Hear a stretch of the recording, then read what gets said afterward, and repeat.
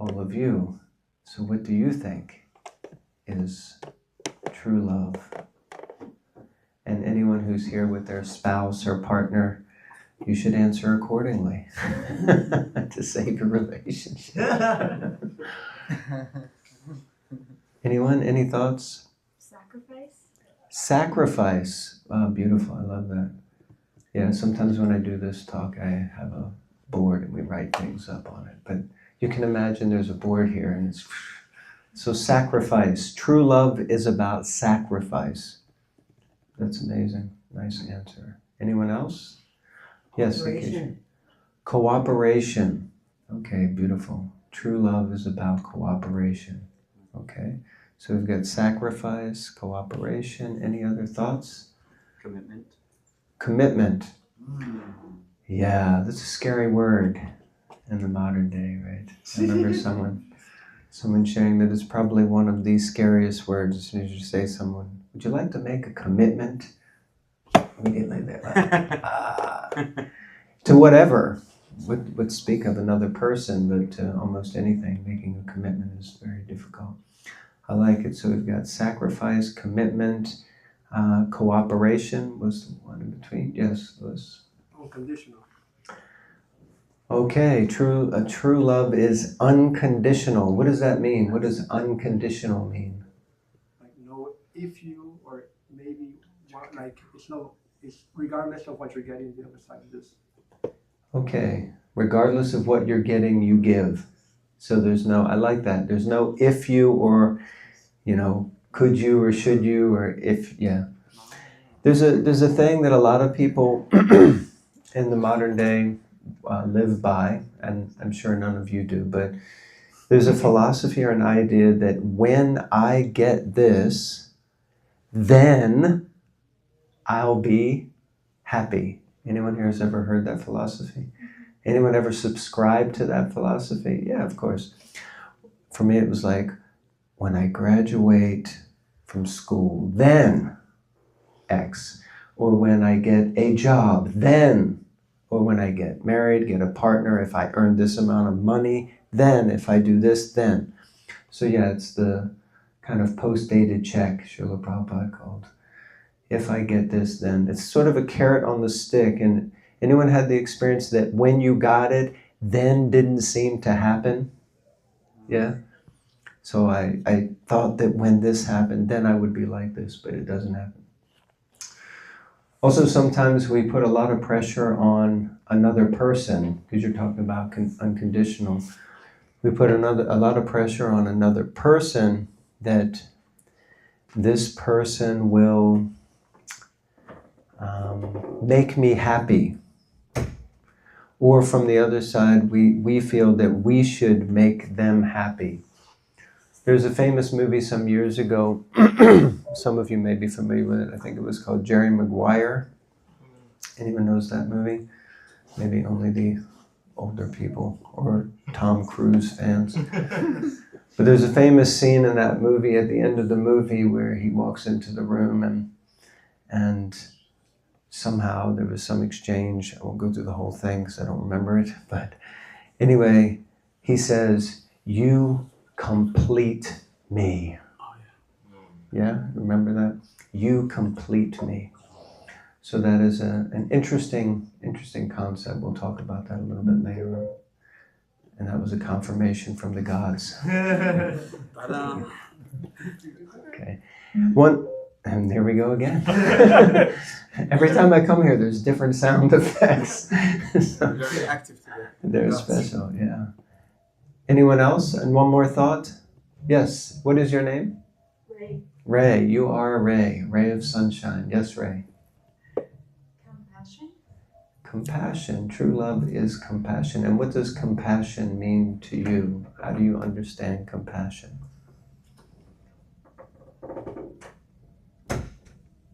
Well, that's a good question. This kind of answers my question. Because sometimes, nice to see you, sometimes we throw a word around, like two people could be talking about love, right? But they may be talking about completely different ideas. my wife and I, we do premarital marriage course, premarital marriage course, and marital mentoring. And often what you find is two people come to a game, to play a game, and it's called Let's Be in a Relationship. And then as they start playing the game, they get really upset with the other person because the person is not playing by the rules. And then they start to realize that they're actually playing by different sets of rules because they have a different concept of what something is, what a relationship is, what compassion is. So understanding what compassion is. Sometimes we describe compassion as, you could relate it to empathy also. There's a word in our philosophy or a statement, paraduka dukkhi. And paraduka dukkhi means that I feel the difficulties or the sufferings of another person. That's real empathy. Compassion sometimes some people relate compassion to sympathy, which is that I feel bad for someone who's suffering, which is actually different, if that makes sense. But that's a whole nother talk. Okay, so we've got lots of nice words around love, and I think everyone here is on the same page. Unfortunately, nobody said any of the natural cliches of what is true love. But yes, you want to say a cliche just because I said that. Okay. What is your name? Stanley. Stanley. Hit us. Reciprocal. Reciprocal. True love is reciprocal. So this is good. I like this because you said unconditional and you said reciprocal, which is kind of, yeah. It'd be hard to go into a relationship and not expect a little bit of reciprocation, right? We could say, I'm unconditional. But as soon as, like, after the third time of maybe saying, something and expecting something back, you don't get it, then you're like, what's going on here, I need some reciprocation. Okay, nice. True love is... Anyone, you raised your hand for a moment and then I started blabbering on. I don't know. I've never heard anybody say joyous. True love is joyous. I think that's what sets a true love apart versus fake love. True love is something you feel deep down within inside you and it's immediately identifiable. I feel like when it's true love, you get that epiphany moment that's like, okay, that's why this works, and it's easier than any other relationships. Like the things that other people wouldn't do for you. Like, some people are mentally disabled or physically disabled. They have needs. That's personally my thing. So not everybody can, some people are autistic, some people, stuff like that, neurodivergent. So everybody has their own needs. So when it comes to having a successful partnership, having got that equal give and take, that's something that, I don't think it's about really putting conditions, but it's about being able to build a home together and having that be successful and not have any arguments or just to try to refrain from that. So I think when you meet that person, when you have that true love, it is completely and utterly joyous. I mean, no matter what external stuff, whether it's financial hardships or like whatever it is. Yeah, like your relationship is grounded in that joy that you'll remember when you'll remember the day that you officially decided to go on that commitment, and you'll think this is unlike any other love. Beautiful. Thank you for sharing that. That was really, really deep. So 1 second. So joyous, and that's also you did something there which maybe we all thought we were talking about, but you really nailed it down because you were kind of like, if you're in a specific relationship and you want to have a home and you want to live together, and so you kind of took it to that point. But of course we know love expands beyond just that relationship. You may have a child and then you have a loving relationship with that child. You may be a child and have a parent and you have a loving relationship. You may have friends and you love them. There's a lot of different types of love out there. Yeah? There's a lot of love out there in the world. So, or a lot of times people aren't really feeling the love, as they say. You raised your hand. Sorry. Yeah.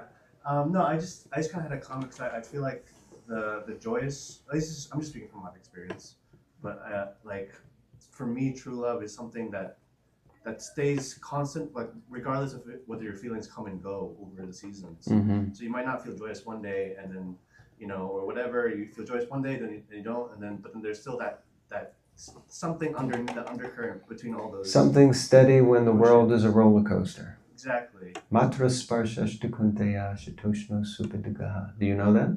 Mm-hmm. Okay, you nodded like, yeah. That was good. You did that really well. Yeah, I know that one. Yeah, Bhagavad Gita explains that the non-permanent appearance of happiness and distress and their disappearance in due course are like the appearance and disappearance of the winter, which we're in the middle of now, and summer seasons.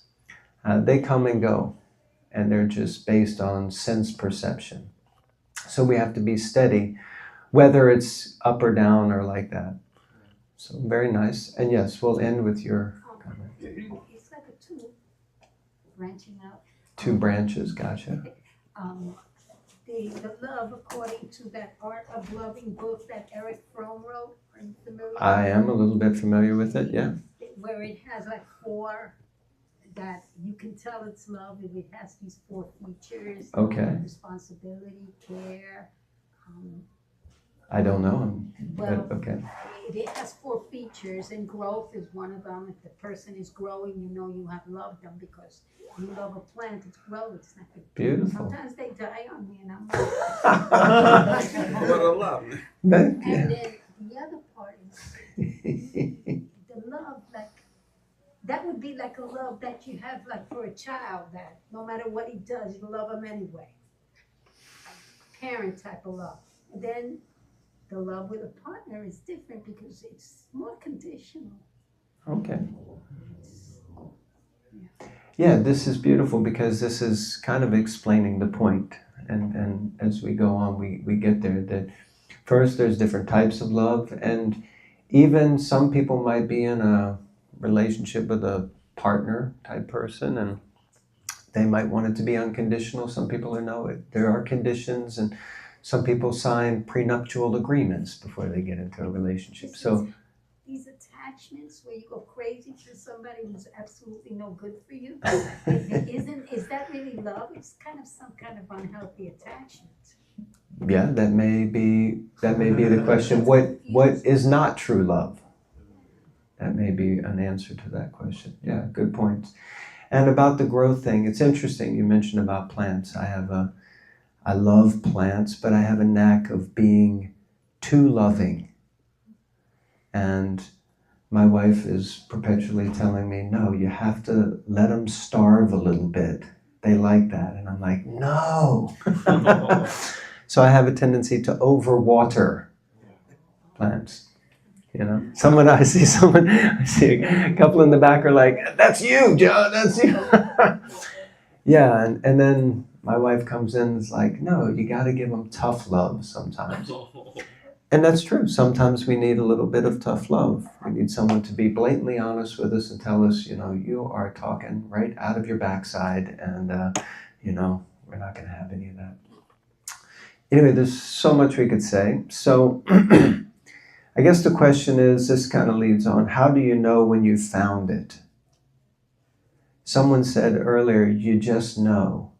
You were saying joyous, you just know. I was with a couple earlier today. It was their first time to the Bhakti Center. And the boy, he got a book and some years ago, and he was reading it, and he came, and the girl that was with him, they were partners, fiancés. And she said, he's really into it. I'm just here. She's like, I don't know. I want to get into spiritual life, but I think no matter what I read or what I do, I won't ever know if it's true anyway. Which is an interesting point. I won't ever know, this philosophy says this religious group says that. How do I know they're right? How will I ever know? How can I prove that there is a God? How can I prove that I'm a spirit soul? All of those kind of things are there. So someone that was with me, we were discussing, and then we said to the young lady, said, you're about to get married to this young man. How did you know? And then she said, I just felt it. Mm-hmm. I just knew. That's what she said. She said, I just knew. And it's like, yeah, because you know. Like when you're full, you know when you've had enough, or when you don't like something. You don't need to do a scientific test. You don't need to run it through a whole system. You just kind of know, so like that. So how do you know when you found it? It might be that we just know. Yeah? Could it be like that? What do you think? What other answers could there be? You're here. I'm sorry I'm late. If it ever happens again, we're not gonna love you anymore. Just kidding. That's the name of the podcast. So, what do you think? How do you know when you found true love? What do you think? We haven't heard from you today. How do you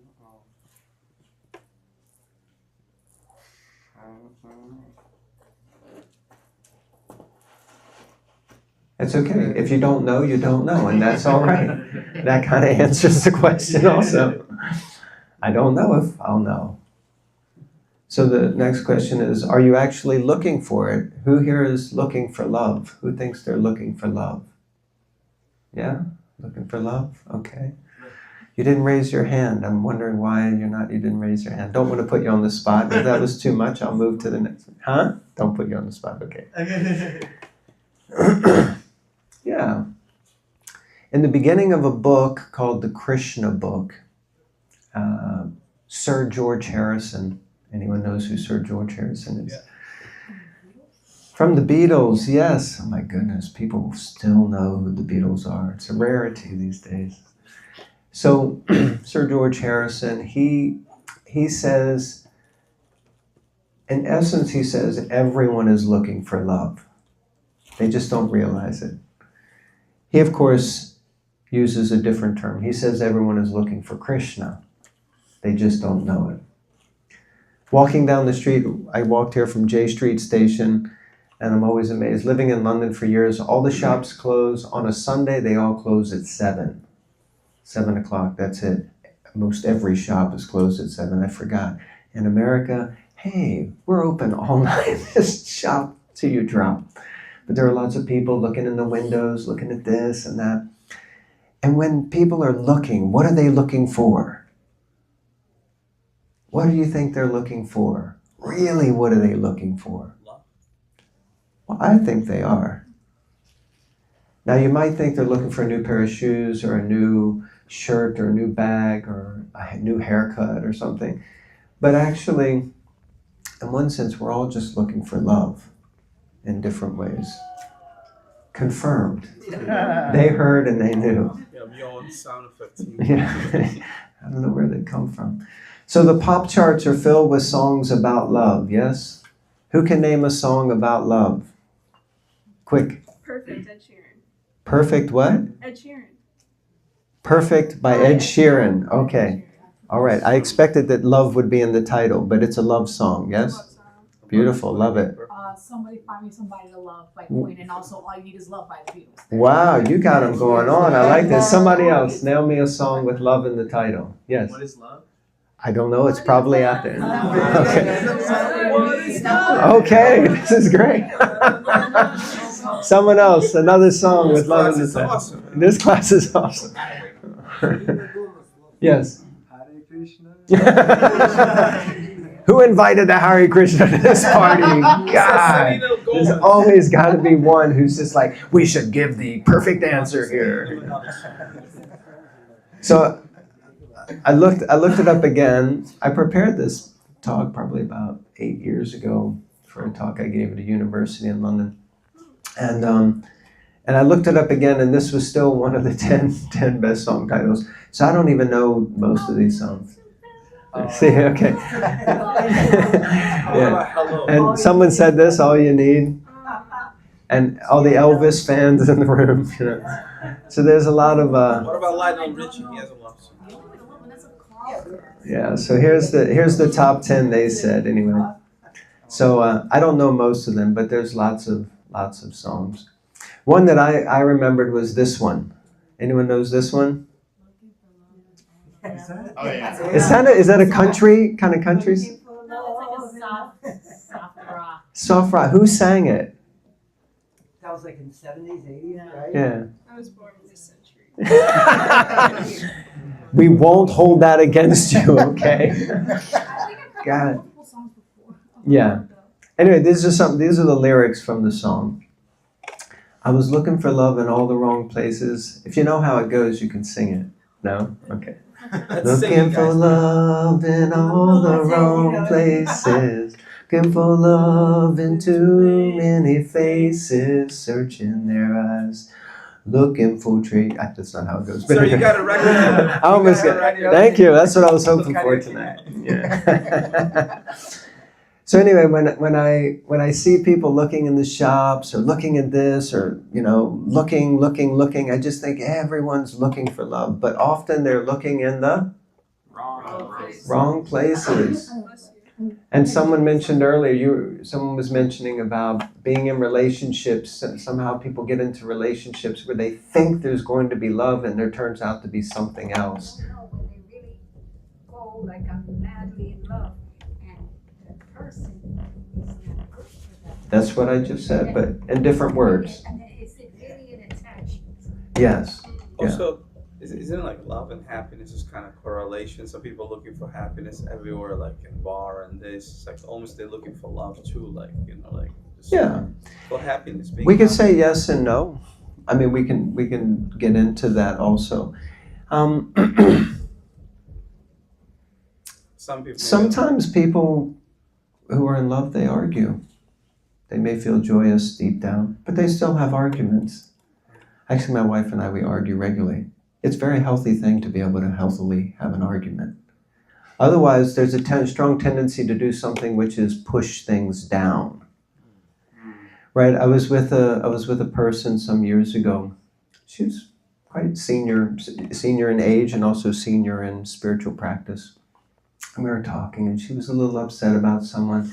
And then out of nowhere, she said, "I've been tolerating them for 15 years." And I was like, whoa. I am not sure that is what we define as tolerance. I would say that's probably closer to suppression. And it sounds like it's been bubbling deep inside of you for a very long time, and it's probably going to come out in a very unhealthy way, just like it did with me right then. And it's like a volcano that's just waiting to erupt. So it's not necessarily wrong. And someone may deem that as not being unhappy. Of course, there is unhealthy arguing or unhealthy fighting. But there's that idea that some people think that love is always happy. Yes, some people do. And some people may experience that. I can't say that there aren't people that do, but in general, there can be different things. But the thing about looking for love in all the wrong places relates really closely to this concept. Anyone here is familiar with the concept of the musk deer? Yeah.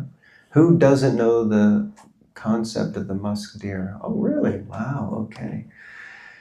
Well, everyone has heard of musk? Yes? Musketeer? No, not the musketeer. You mean like a Three Musketeers bar? No. And not the musketeers, but musk, the fragrance. Yes, of course. So the fragrance musk actually comes from a deer, the original fragrance. It's been copied again and again, of course, like many things. But that original fragrance really is quite expensive. There's a deer known as the musk deer that resides in the Himalayas. And there's an interesting thing that happens with this deer. So this deer, maybe once or twice a year, I don't know the exact seasons, but the deer has a season. As we know, animals sometimes have seasons. And in their season, the deer starts to smell this aroma. And it's the aroma of musk. And the deer becomes so infatuated with this aroma that it begins to look everywhere to try to find out, where is this aroma coming from? Where is it? I gotta have it. I need it. Infatuated. Running. Literally, the deer goes almost mad. Just hunting and looking everywhere around in the forest for where is that aroma coming from? Oh, completely driven. But the aroma is actually coming from the deer itself.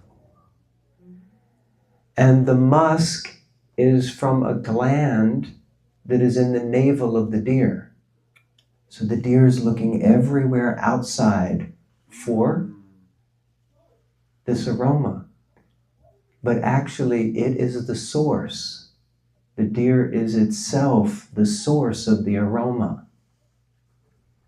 Does that make a little bit of sense? So we may look outside for love. I look to you. You will make me happy. You will give me love. But the only place we're really going to get love is from within. From ourselves, ultimately, or as we'll discuss later, the higher self. So we may look very hard for something outside to make us happy. When I find that aroma, then I'll be happy. But actually that is emanating from us also. And if you can't find happiness within, then you're probably not going to find it without very easily. So, we often love things and use people, while actually we should be loving people and using things. Yeah, anyone here has a tendency to love things? Especially men. Men love gadgets. Men love gadgets. Oh my God, where's my gadget? I just reached for, it's like the Wild West sometimes. You see people walk out of their front door and they're like, you think they're going to pull out a gun. Where is it? Where is it? They pat themselves down. This cable is... So yeah, we often love things and use people while we actually, when I was a kid, I had a cup that I used to drink juice out of, and it had Garfield on it. Anyone knows who Garfield is? Yeah. They might not ever ask me to come back here because I haven't talked about Krishna yet at all. I'm just talking about every mundane topic. And I'm really happy doing it, so it's okay. So Garfield the cat, right? And Garfield had a friend named, it was a dog, Odie the dog. And on this cup I never realized it when I was a kid. It just kind of made sense. You know, when you're a kid, certain things just seem to make sense. They're funny and you're happy.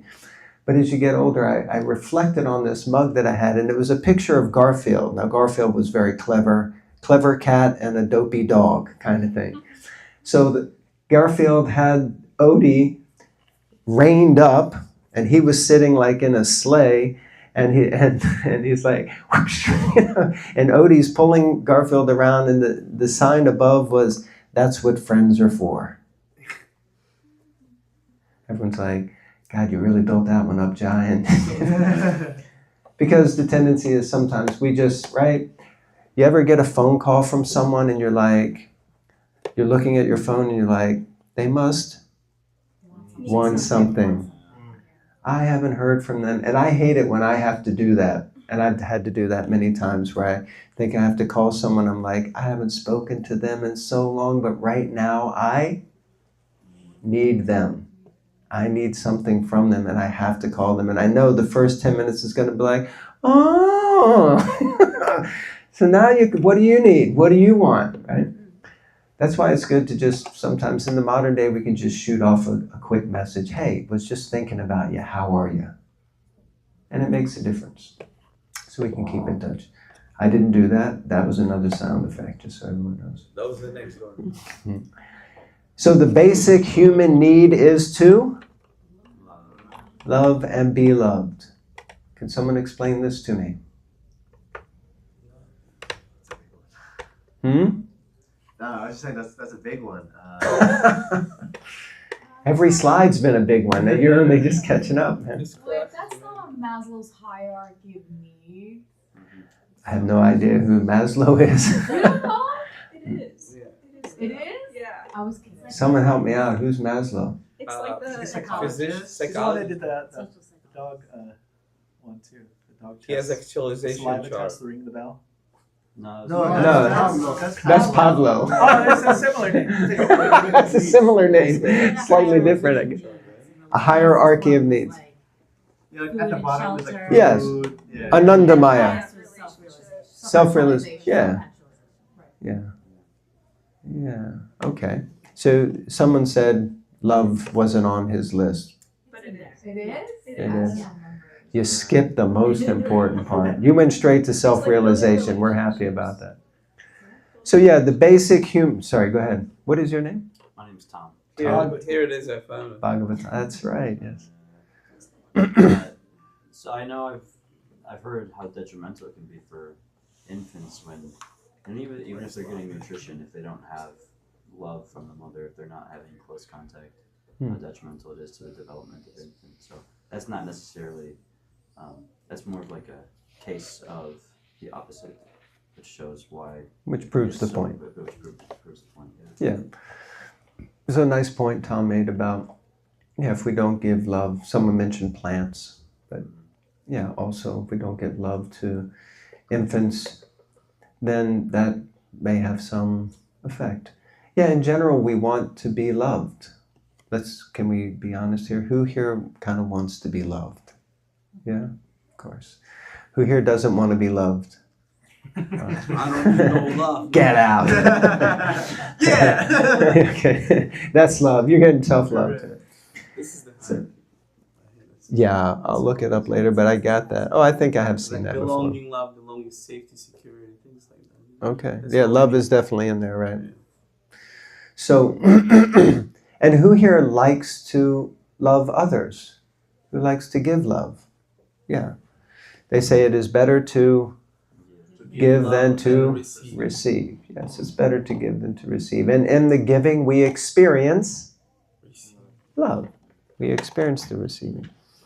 So the basic human need for all of us is to love and be loved.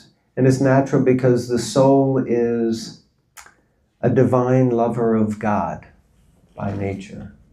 By nature, the soul. So no one really wants to be loved simply for externals, right? We don't want to just be loved for the externals. We want to be loved for who we really are.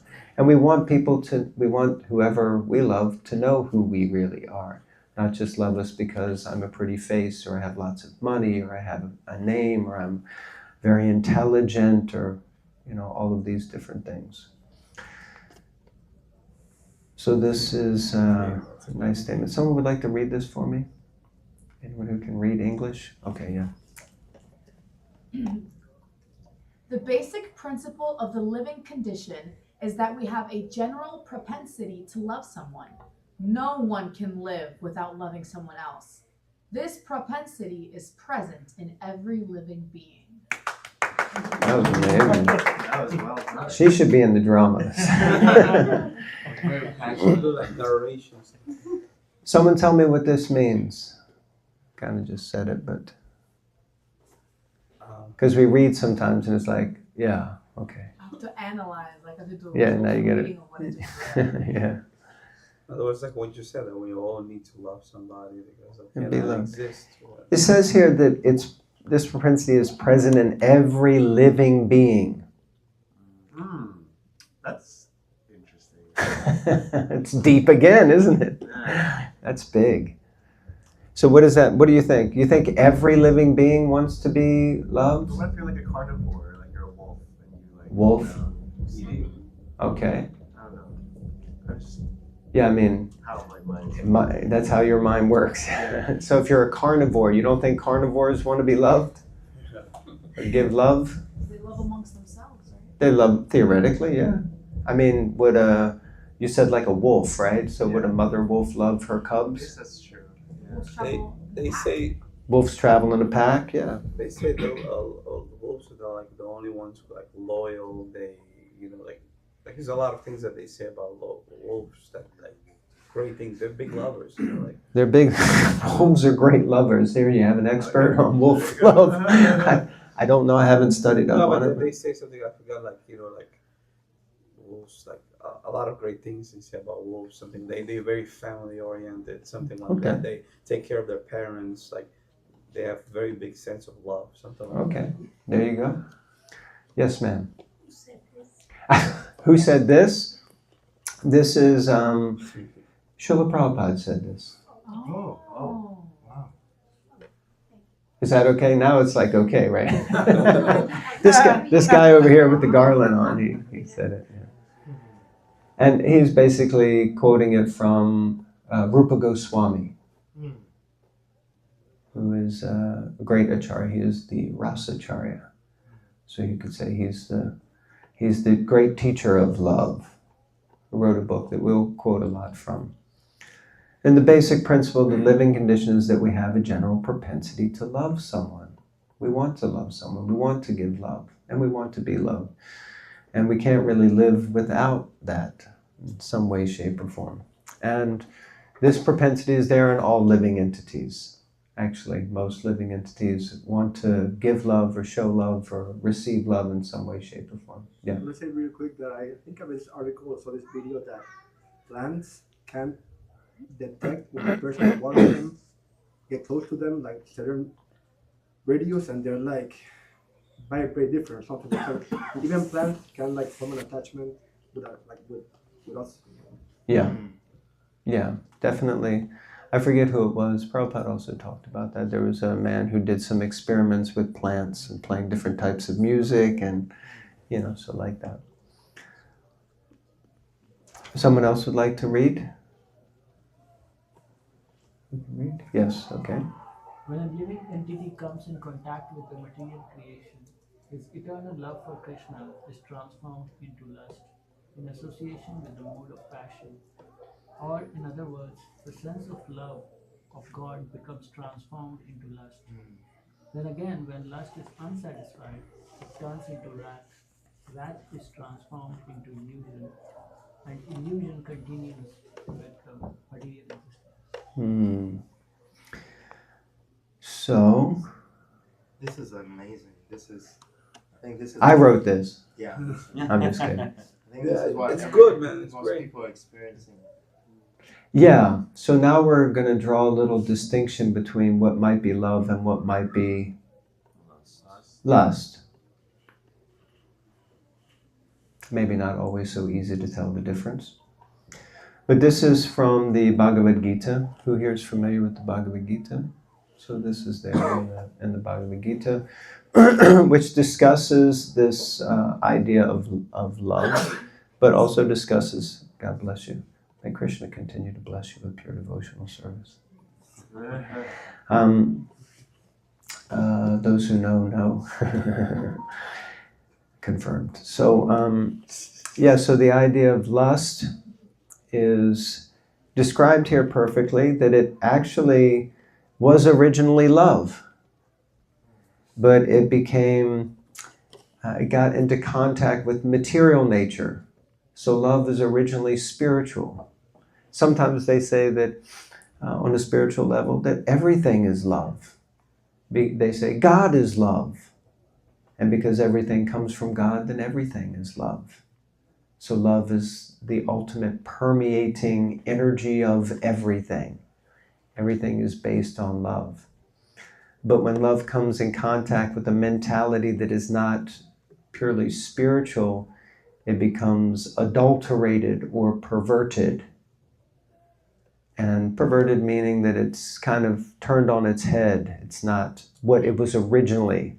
Like if you look in one of those mirrors in the fun fairs that are all ripply and all of a sudden you look like you're fat or super skinny or like you're wavy.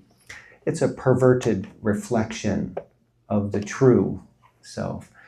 So in this world, lust is a perverted reflection of the pure original love, which is there naturally in the relationship between us as spiritual beings and the divine or the supreme, our origin. There's a natural affinity of a loving relationship. But in the material world and in a material sense, that becomes perverted, and therefore we try to enjoy separately. And then it gives a whole list of what happens, because often what happens is when lust is in the picture, then this word down at the bottom here. I don't know if can you see my cursor? No. Can't? Oh, rubbish. So yeah, this word wrath. Wrath. Wrath. Yeah. Anyone here's ever been angry? Why did you get angry? I saw that. That was good. Be honest. Just let it out. Why did you get angry? Maybe you're angry right now. I'm angry because you are talking too much about. I think just like getting bitter about situations. Okay, yeah, I get that. Anyone here has ever been bitter? Not just because you ate Corella, but for other reasons. Yeah, but why did you get bitter about the situation? I don't want to sound like a terrible person, but I know that like someone is more privileged in some way than I am. Okay. Yeah, beautiful. I get that. So, yeah, we become angry or upset because something seems to be better than us, or someone's getting something that I'm not getting. Yeah, there's a sort of thwarted intention. Like, what I deserve, I'm not getting. It's lust, actually. Arjuna asked this question in the Bhagavad Gita, which is such a powerful question. 5,000 years ago on the battlefield, Arjuna asked this question to Krishna. What is it that makes us act in a way that we know is not right, even when we know better? Anyone ever has had that experience? You're like about to do something that you know you shouldn't do, and part of you says, nobody can see. Nobody will know. It doesn't matter. It's okay. And then there's another voice going, no, don't do it. Arjuna says, Krishna, what is it that makes us do that? And Krishna's answer was, lust only, Arjuna, which is the all-devouring enemy. The all-devouring enemy, lust. So here's a textbook definition of lust from the Webster's Dictionary, if you'll accept that. It's a desire to gratify the senses or bodily appetite. That's one definition. We often relate it to sexual desire, but it is not limited to that. Overmastering desire, a lust for power. That's also lust. Intense enthusiasm or zest. A lust for life, they might say. Have a lust for life, which could also sound positive. This is the definition that I often give, which is it's a strong desire to enjoy or exploit something or someone for my own personal pleasure.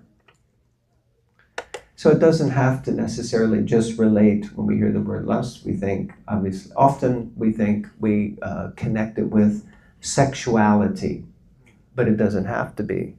It's just I may like to exploit any situation so that I get the best out of it. It means I put myself in the center and I'm trying to do whatever the heck I can to make sure I profit. So now, that can also be connected to greed, because lust and greed they're like kind of brothers and sisters. But lust means I really want to exploit a situation to get the most out of it, or exploit a person to get whatever I can out of it. Anyone knows the monkey trap? The jar. Yeah. Monkey trap. So how they catch monkeys. So this is based on lust. Honey in a jar. Bananas, not honey, maybe they use honey somewhere, but the banana is the one we know. So inside of that thing that the monkey's got his hand in, there is a banana.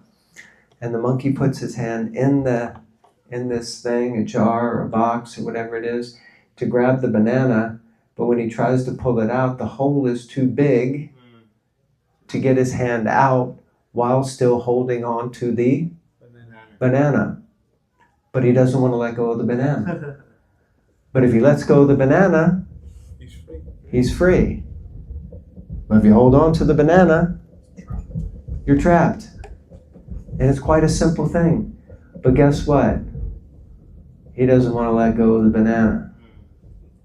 Anyone here doesn't want to let go of the banana? If you don't raise your hand, we know you're lying. Because we're all kind of trapped here. Because we don't want to let go of the banana. We want to be free, but we also want the banana. Right? It's true. It's just the way it is. It's just the way it is. So at some point we kind of have to let go of the banana. Then we can be free.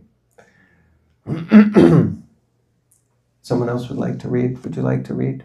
Sure. It's Shelby, yes? Yes. Shelby. Actually, every other kind of love we experience is just a reflection of the original loving exchange between the individual soul and the Supreme Soul. This special love is called in Sanskrit bhakti, and the process for awakening that love is called bhakti yoga, the art of eternal love. Bhakti. So bhakti is special love.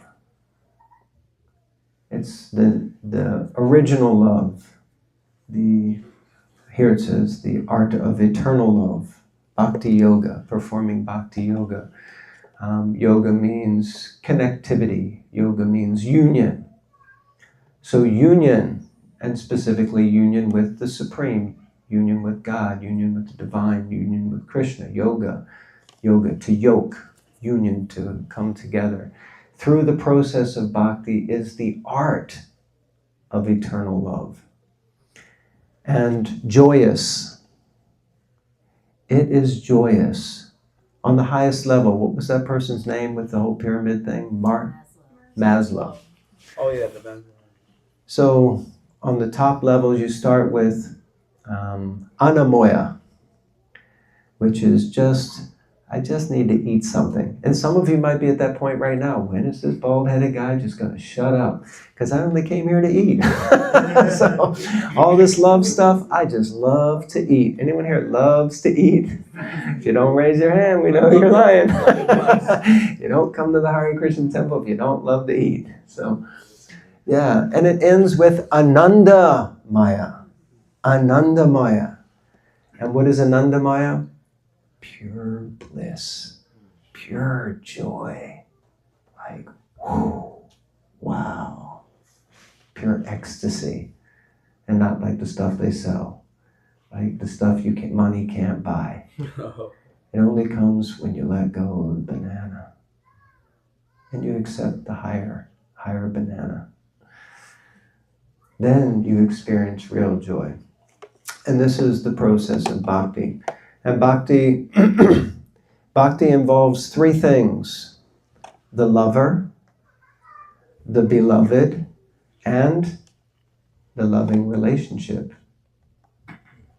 And you can have all three in one sense. You could say you can have all three independently. You can have the lover and the beloved individually, but there has to be that act of a loving relationship, because two people can be in a relationship and there not really be any expression of love. Yes? So like that, then all three are also eternal. The lover, the individual soul, is eternal. The beloved, the Supreme Lord, the Supreme Soul, is eternal. And the loving relationship, which is bhakti, is also eternal. So true love can be determined sometimes by how long things last, right? If it's lasting, is it a lasting love? And when someone falls in love, they want it to last forever. Sometimes it lasts 15 minutes, sometimes a year, sometimes a year and a half. I think that's the average, isn't it? But married before divorce, the average is like, used to be a year and a half, that was it. And some people, like my wife's parents, they this year will celebrate their 60th wedding anniversary. Wow. Yeah. Interesting point. And because I'm also a priest, I do weddings, and I always say this at the wedding. Traditionally in Vedic culture, there was something known as arranged marriages, which of course before I got into Hare Krishna I wasn't necessarily into. But it's interesting, her parents were kind of arranged marriage. They met for the first time 1 month before they were married, and the second time they met on their wedding day. 60 years later, 3 children, 6 grandkids, they're still married. Wow, something to it. It's interesting. I'm not saying it's a perfect thing because there are certain examples of it not being perfect. But anyway, the point is that you want it to last. So you're looking for eternality. You know what this probably is? Like my uncle says, like when back in Soviet Union, they made sure that they have the same values, the same this. So that's something you touched upon earlier. So it's like people prioritize love, but maybe they don't have the same values and stuff like that. So yeah, or it could be that whatever I think is love was just like lust. And then that's a temporary thing. So love might be based on something more than just the temporary connection of 2 bodies enjoying. Or a glance across the room and the pitter-patter of the heart and the butterflies in the tummy and the thought of like, ooh, that could be love. It may be something else. So we have to see what is love. Actually, love is what goes on long after that goes away. the woo goes away. Yeah. Woo. So long after the woo, when you're like, whoa. And then it's like, yeah. So love, bhakti actually means, some people describe bhakti, the word bhakti, as the yoga of love. How are we doing for time? You're like, it's okay? As soon as he puts his stuff away, I'm like, okay, it's okay. Some people say bhakti is the yoga of love, or they say it's the yoga of devotion. But Srila Prabhupada, he explains so nicely that bhakti is not just devotion, because devotion is a sentiment or feeling. You can say, I'm devoted to something or someone, right? But he describes bhakti as devotional service.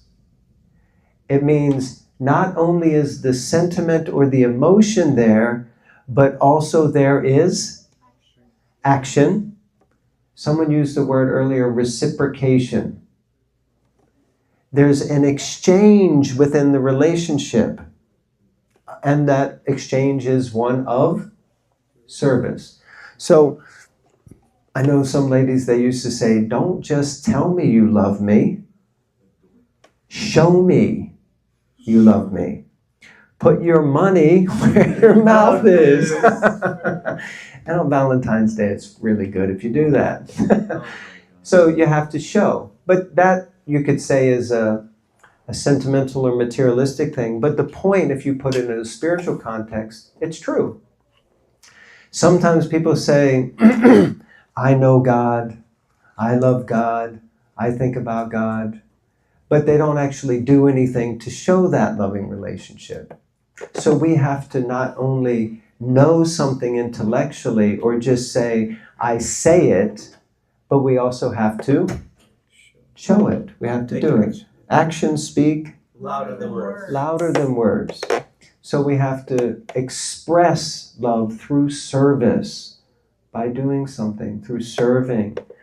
And this mood of service is really the essence of love. It's how the loving relationship exists. And the loving relationship that exists between the individual soul and the Supreme Soul, or Krishna, is one of perpetual exchange of service and of love. So much so that it is described that even God becomes controlled by his devotee out of love. He becomes indebted to his devotee because of love, because of the loving exchange. He tries to serve. They say if you take 1 step towards Krishna, he takes 10 steps towards you. And he's wanting our loving reciprocation more than we can ever imagine that we're trying to give. Because we're still holding on to the banana. And if we just can let go, but you have to have something else to grab hold of. And so that relationship gives us a sense of completeness, and we find that the musk that we're searching for, the aroma we're searching for so desperately in this world to fulfill us, it's all just in here. That relationship is in here, and if we can find it here, then we can also give it to others and help others to find it. And the ultimate loving relationship doesn't necessarily have to be with another person. It has to start with us and our personal eternal relationship with God. And when we make that connection, yoga, when we make that connection, we feel joyous. We feel that completes us. That completes us. And when we're complete, we automatically give permission to other people to become complete around us. We give inspiration for others to become complete. They see it, they know it, they recognize it. How do they know it? Because they just know it. They see it. It's interesting, I have one uncle, he's like self-made success story. And I spent some time with him and my auntie, and she started getting into different spiritual pursuits and things, so we would have these conversations. She's not a Hare Krishna, and she's kind of a little bit like, yeah, I kind of get what you're doing. But she's open, and she's becoming more open. So I was talking with him once, and I mean, he's, he can do whatever he wants. He's, kind of made man. But he said something once that really struck me. And he said, we're so proud of what you've gone on to do. Because, at that time I was living as a monk. I didn't even have a bank account. He's got like loads of money. I had like 3 sets of clothes, And he said, because you are complete. And I was like, that's interesting. He said, you can feel it. We can see it. You're just happy. He said, my wife is becoming complete. He said, and I'm so far from being complete. He said, I want this. I need that. I have to do this. All these things day in, day out. He's like, but it just seems like you found it. And he said, that's so inspiring. So when we find it, it inspires others to find it, to know where to look, because we're looking for love in all the wrong places. Okay, last reading. Who would like to read? In the back of the room, sir. Can you read? Yeah. If we learn how to love Krishna, I think it is very easy to immediately and simultaneously love every living being. It is like pouring water on the root of a tree or supplying food to one's stomach. Very nice. So if we learn to love Krishna, if we learn to love God, we learn to cultivate and develop that relationship, then automatically, just like pouring water on the root of a tree, if you pour water on the root of the tree, all of the leaves, all of the branches, all of the fruits, everything gets nourished. So if we water that relationship, that loving relationship, then naturally it will extend out to other people. It's just a natural thing that happens. So what is true love? True love is prasadam, right? So I'll end there. I don't know if we have time for any reflections. Nityananda Prabhu is my Lord and Master. Questions? Okay, anyone? Yes, Prabhu. I heard, I went to this one class, and this guy was talking about relationships, but he mentioned about love. And he says when you choose service over selfishness, and he says Mother Teresa said that true love always leads to action. You lead with love, but it's just love itself means nothing unless there's action. It leads with action. Beautiful. Thank you. Yeah, true love means I do something for the person that I love, or the people that I love, or the community, or whatever it is. Nice. Anyone else? Can I get can you give me a reflection? Yes, please. I forgot your name. I heard it. Leela Vrindavan. Leela Vrindavan. You can give us some Vrindavan Leela about love. Well, I was actually thinking that you were saying that you just know it, Mm. but I don't actually think you do all the time. You don't just know it. And just like Mother Teresa, she didn't actually, she had one like spiritual moment where she felt God, and then she never felt it again for her entire career, but all she did was service. Like sometimes it's just that's the fate, you know, where you just, Nice. you don't necessarily always feel it, but you would choose it. But she felt it once. She felt it once, but then she never felt it again, and that was Like when she was Narada really Muni. young. And then she just was looking for it, but she just had the faith that Krishna's a love drug dealer. Gives us a taste it and is the action. brings us You along. do have to just do the action, even if you don't always. Yes, that's beautiful. Flaky. Thank you. I like that. Yeah, so we have to do the action even when we don't feel like it. And that's beyond the kind of joyous thing that it's like, even if I don't feel like, love, but I've made a commitment, I've made an agreement, And there's trust. and there's that trust. Beautiful. Yes. Oh, yeah, I have a question. So one of the things that are probably the main thing, and maybe some people might relate in the room, is that brought me on the spiritual path and to look for God or Krishna, is a great amount of personal suffering, right? And there's a lot of suffering that like I want to understand and make something beautiful out of, and for me, that's looking for God. And I was wondering, like, does that taint my love for Krishna or my love for God to like be seeking Him and try to love Him? But I know in the back of my heart of hearts, like that's because I'm hurting so much and I want you to take it away. Like, does that kind of make it less Real pure? or Yeah. pure? Krishna explains there are 4 different types of people who approach him or come to him. You've heard this before. So those who are in want of wealth or some opulence, they want something from him. When I was serving in the temple in London, busiest time of year was the end of university time, and you would see especially young children from Indian background coming in, putting their dissertation papers on the altar. And I'd be like, first I didn't know what they were doing. I thought, wow, that's a big donation.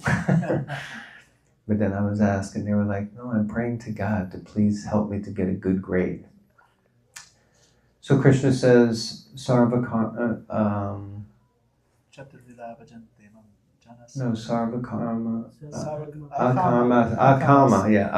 sarva kama va moksha kama udaradihi. He says that whether you come with no desire, or you come with full of desires, or you come with a desire to get out of this place, then whatever, just come to me. So those who want something, those who are suffering, those who are inquisitive, and those who are looking for the absolute truth. So those are the 4 different types. And Krishna says they're all pure. But of them, the highest is one who's searching for the absolute truth. But they all make it to Krishna. So it's okay. And that's what it takes, because the material world is so constituted. Prabhupada used to say that. The material world is so constituted to actually cause difficulty and distress so that we reach out to God. The unfortunate thing is when things are going good, we think we deserve all the credit. And when things start going bad, we're like, dear God, please help me. I'll do anything. Yeah, so like that. Thank you. Nice question. Oh, 2 questions. Yes. Thank you so much for the really nice lecture. Great takeaway is that we can't pour from an empty cup, and so we must invest in our own personal happiness and love cultivated from within and with our relationship to Krishna. So my question for you is, you mentioned you're in a committed relationship in a marriage, and I just wanted to know what your relationship with Krishna or God has taught you about what it means to be in a committed relationship. Anyway. So that's a beautiful question. That's the next lecture. But yeah, there's a couple of things. One is that my partner is not my property. My partner is Krishna's property. And my partner is a child of God and a devotee of God, and therefore I should respect them as such. And yeah, I think that's a good place to start. Because sometimes it can become like a property exchange rather than a loving exchange. Expectations like that. Is that okay? Thank you. Thank you for your question. And you had your hand raised? Just want to say, well, Brinda, Leela. I was sharing about Mother Teresa getting this feeling and then, never getting it. I was reading this book about also like the Vaishnava, like theology or philosophy of love, and it's like we're supposed to cultivate love in separation actually. So like love gets churned between like the banks of like separation and being together. So like sometimes we might feel like alone, but at the same time it's because God is kind of like drawing us closer. So it's also like an interesting way of seeing like separation and love. Yeah, beautiful. Thank you. Oh, we didn't have the kirtan because I talked too much? That's fine.